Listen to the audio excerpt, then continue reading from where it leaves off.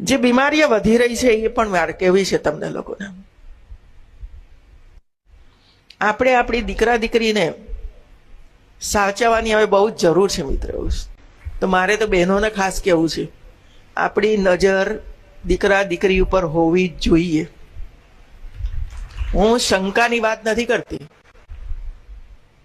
મિત્રો હોઈ શકે, પણ મિત્રો મિત્રોમાં ફરક હોય છે બહેનો. હું એક એક્ઝામ્પલ આપું તમને, ધ્યાનથી તમે સાંભળજો. તમારી દીકરી 8-10 વર્ષની છે અને મામાનો ફોન આવ્યો, કાકાનો ફોન આવ્યો, ભાઈનો ફોન આવ્યો, મિત્રનો ફોન આવ્યો, તો તમારી બાજુમાં બેસીને વાતચીત કરે છે કે મારું હોમવર્ક પૂરું થઈ ગયું છે, મારું વાંચવાનું આમ છે, તું આવી જાના.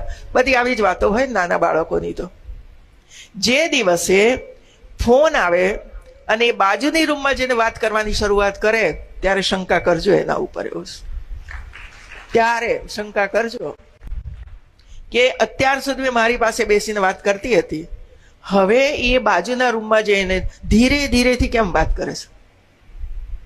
Something is wrong. શંકા છે જ. અને એટલા માટે ધ્યાન રાખજો કે ઘરમાંથી ભાગી ના જાય,